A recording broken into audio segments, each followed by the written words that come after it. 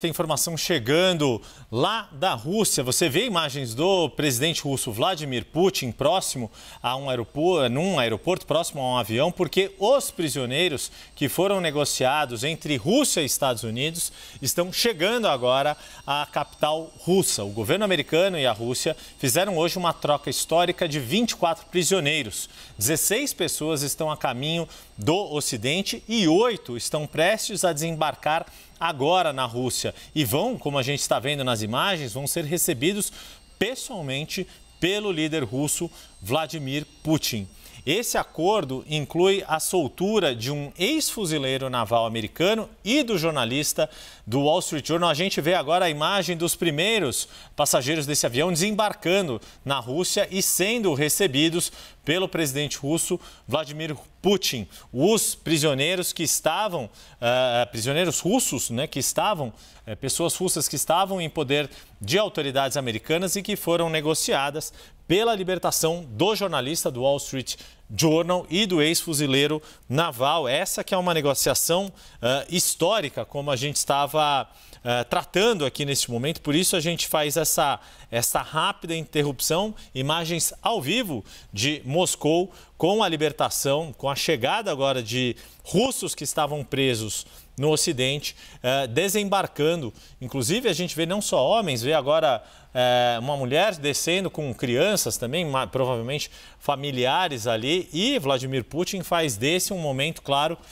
de interesse para ele ali, inclusive, olha, com um buquê, um grande buquê de flores sendo entregue a esta família, que é uma das que chegam agora de volta ao território russo. Dá para ver ali a inscrição no avião, no alfabeto cirílico ali, o nome Rússia ali, neste avião, um avião oficial da Rússia que trouxe esses prisioneiros que foram negociados entre Rússia e Estados Unidos e agora conseguem desembarcar em Moscou, agora tarde da noite já. Eu vou aqui até confirmar o horário ali em Moscou nesse momento.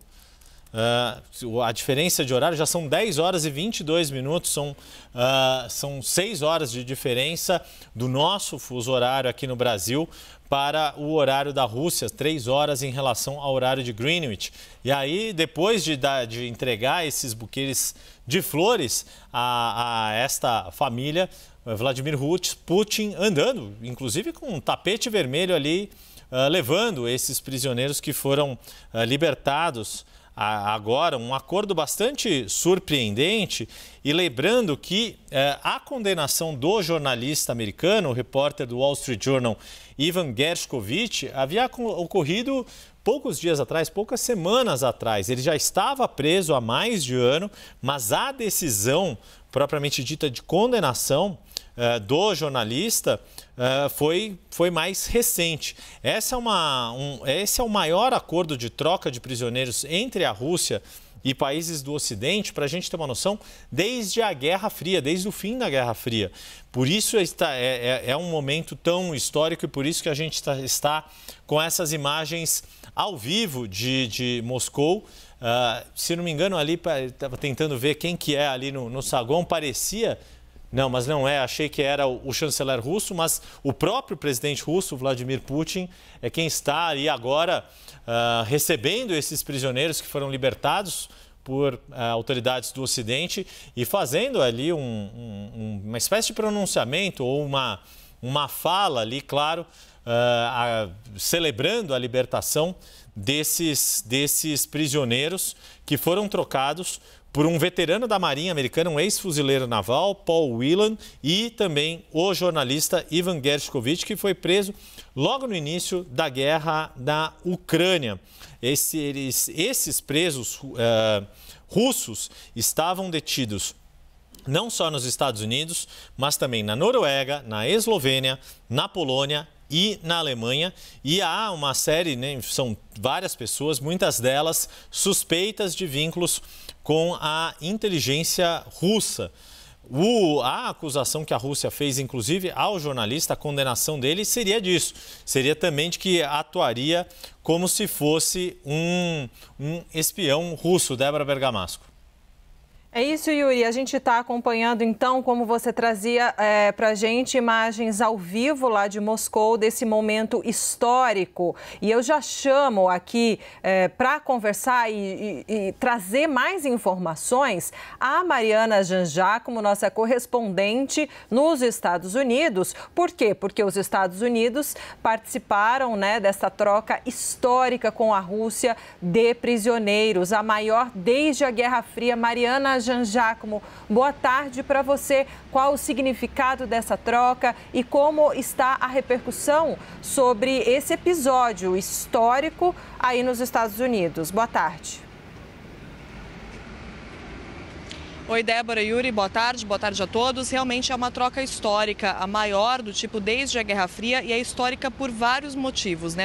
Só para citar dois deles, casos emblemáticos aqui dos Estados Unidos, o jornalista Ivan Gershkovich e o Paul Whelan, veterano da Marinha, que estavam presos na Rússia, foram soltos agora por causa desse acordo, e também porque o acordo inclui a libertação de dissidentes russos, de opositores russos, opositores do regime de Vladimir Putin. Então, por isso, esse acordo é tão grande e é visto como uma vitória diplomática, tem repercutido muito bem aqui nos Estados Unidos, uma vitória diplomática para Joe Biden pouco antes de deixar o mandato, né? Então, nos últimos meses do mandato, Joe Biden consegue aí fazer essa diplomacia, essa vitória da diplomacia. Hoje fez uma coletiva de imprensa e chegou a cutucar Donald Trump, porque ele foi questionado, né, sobre o porquê, sobre o que diria a Donald Trump que falava muito que ele conseguiria soltar esses americanos sem exigir nada em troca, ou seja, sem os Estados Unidos terem que soltar prisioneiros também. E aí Biden disse, eu perguntaria a ele, então por que não fez? Então por que não soltou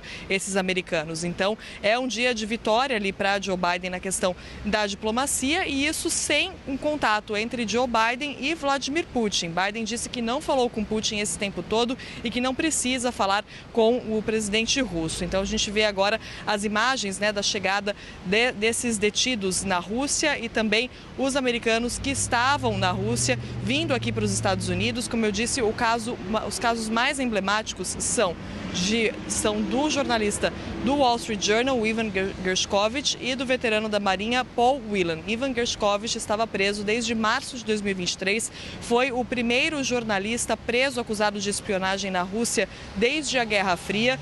Paul Whelan também preso desde 2018, acusado de espionagem na Rússia. Havia uma pressão enorme aqui sobre a Casa Branca para que os dois fossem libertados e foram então agora como parte desse acordo que soltou, na verdade, olha os números, 8 pessoas russas que estavam em poder aqui do Ocidente em troca da libertação de 16 pessoas que estavam presas na Rússia, entre elas esses americanos, outras pessoas que moram aqui nos Estados Unidos e esses nomes dissidentes, então, do regime russo, opositores do regime político russo. Por isso, é um acordo que repercute tanto aqui. Joe Biden aproveitando isso, é claro, né, aproveitando essa conquista, especialmente depois de tantos momentos difíceis, né, que ele passou, desde o debate da CNN, desde a desistência da candidatura. Então, Joe Biden sai, pelo menos, com esse feito. Agora, a questão como isso repercute dentro da Rússia, né? Como isso pode enfraquecer ou não a imagem de Vladimir Putin em meio à população, já que ele cedeu, né, de uma certa forma, ele libertando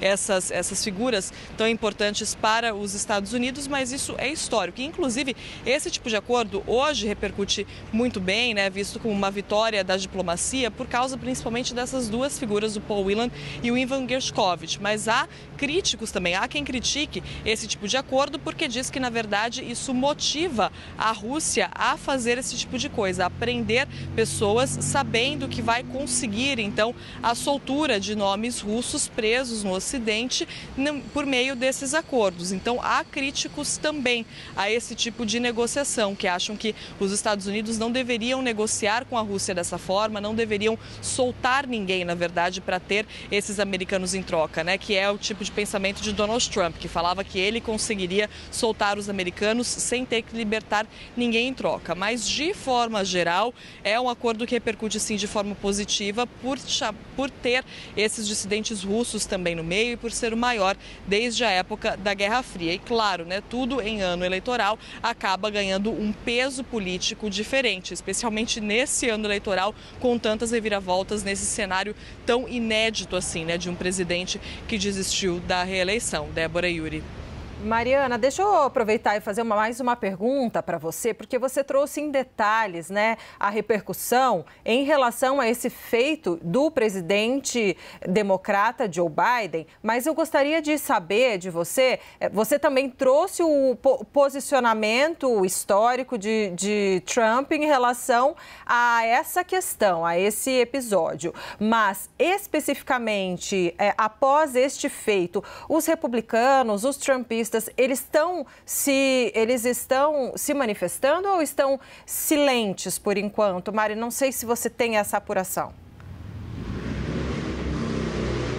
Mais em silêncio, na verdade, Débora, né? Porque essa linha, principalmente os republicanos mais alinhados com Donald Trump, na verdade, defendiam isso, defendiam que esse tipo de acordo não deveria acontecer dessa forma, com o governo americano libertando prisioneiros aqui também. Eles acham que, na verdade, os russos deveriam soltar os americanos sem ter nada em troca, como uma forma de demonstrar força, como uma forma de demonstrar pressão. E especialmente agora, nesse momento do ciclo eleitoral, é muito difícil que os republicanos realmente vão comemorar ou vão parabenizar, né, Joe Biden por essa questão da diplomacia, que é vista com bons olhos em geral pela diplomacia, né? Então, é muito mais em silêncio nesse momento, porque defendem uma abordagem diferente. E a gente observa Joe Biden usando isso como vantagem, claro, para a sua própria política, né? Para o seu próprio momento político, quando ele diz, bom, se Trump seria capaz de fazer isso, de soltar